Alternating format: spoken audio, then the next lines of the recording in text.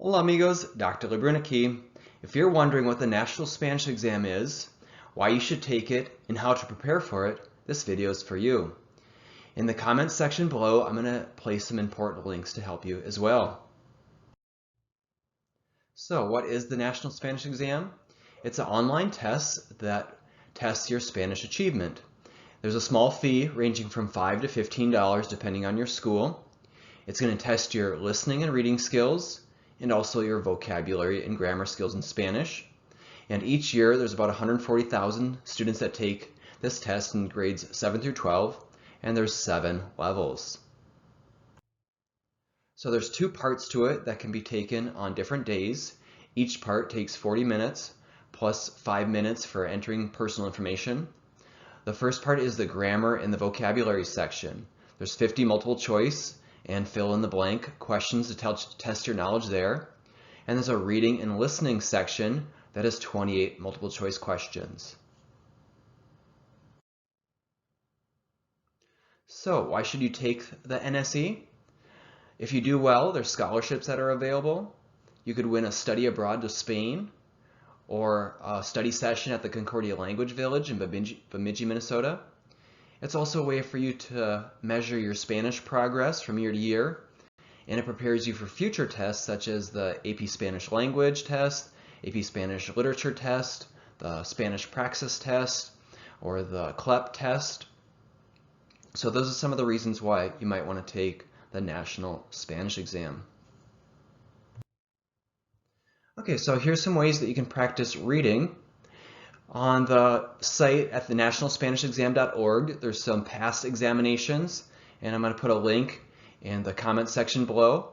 But there's places that you can practice your reading and the listening, also the grammar and the vocabulary as well. Reading Spanish books is another way to practice reading. Children's books, you can check these out maybe at your school library or the public library.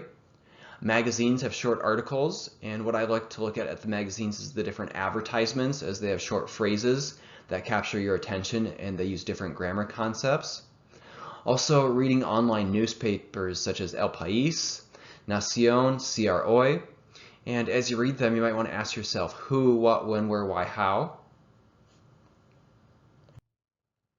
So our helpful hint is to help you increase your vocabulary, which also improves your reading comprehension, which is about 90% vocabulary knowledge. As you're practicing, as you're learning Spanish, create a list, and then maybe you want to create a Quizlet, and then you can study the new vocab that you're learning. So that's today's helpful hint.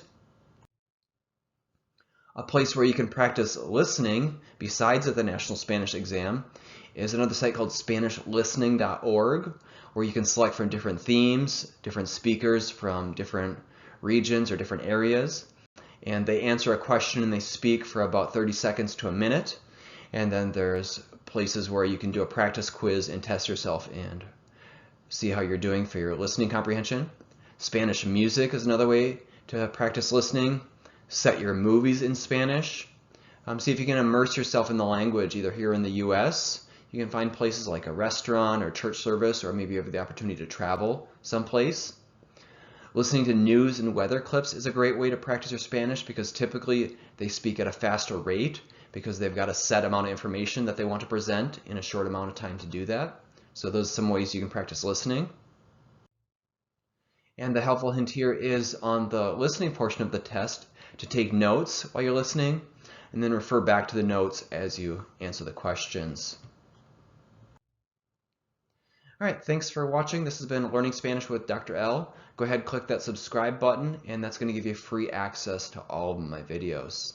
Hasta pronto, buena suerte en el examen. Ciao.